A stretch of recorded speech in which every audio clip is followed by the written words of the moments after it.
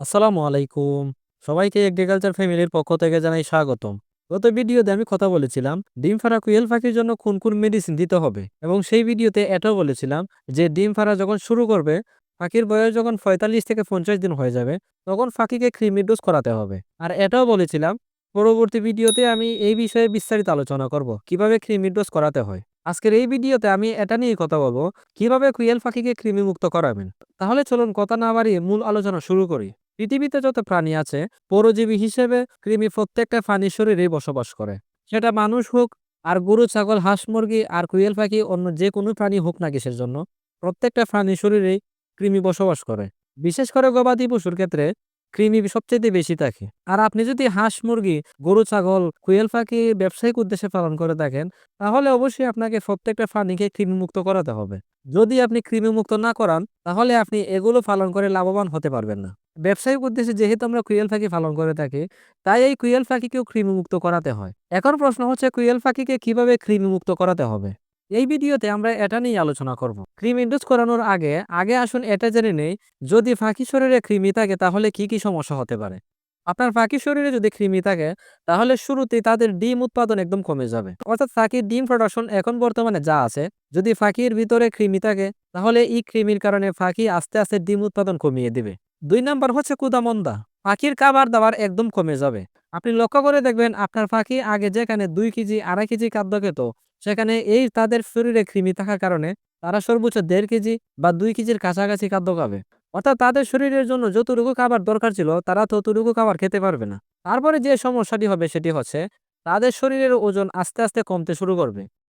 আপনার পাখির গড় ওজন যদি ২০০ গ্রাম হয়ে থাকে, তাহলে এই কৃমি তাদের শরীরে থাকার কারণে দেখবেন আস্তে আস্তে তাদের গড় ওজন ১৫০ থেকে ১৮০ গ্রাম হয়ে গেছে। অর্থাৎ এই কৃমি তাদের শরীরে থাকার কারণে তাদের ক্ষুধা-মন্দা, ডিম উৎপাদন কমে যাওয়া এবং পাখির ওজন কমতে শুরু করবে। এমনকি একটা সময় গিয়ে অতিরিক্ত কৃমির কারণে পাখি মারাও যায়। তাই আপনাকে দ্রুত এই সমস্যাগুলো সমাধান করার জন্য সঠিক সময়ে কৃমিমুক্ত করতে হবে।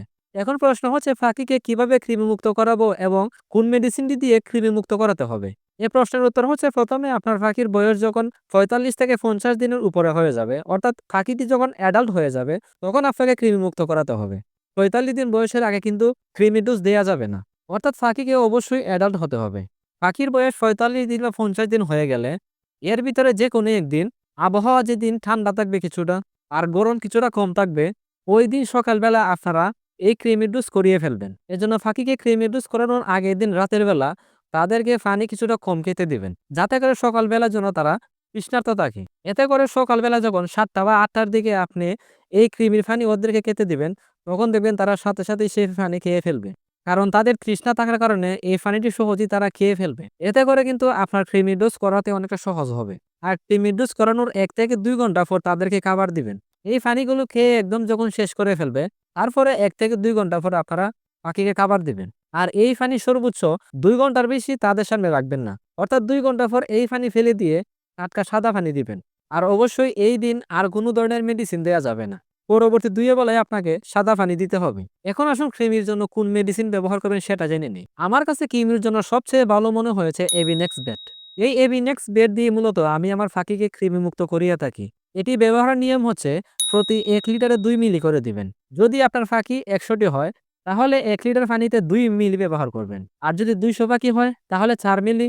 ১ লিটার পানিতে ২ মিলি, আর ২ লিটার পানিতে ৪ মিলি, আর ৩ লিটার পানিতে ৬ মিলি করে, এভাবে করে আপনারা আপনার পাখির হিসাব অনুযায়ী সেই রকম করে ব্যবহার করবেন। এই নিয়মে আপনারা প্রতি ২ মাস পর পর পাখিকে কৃমিমুক্ত করাবেন। আর একবার কৃমিমুক্ত করানোর পর ২ মাস পর আবার কৃমিমুক্ত করাবেন। তাই আপনারা প্রতি ২ মাস পর পর কৃমিমুক্ত করাবেন।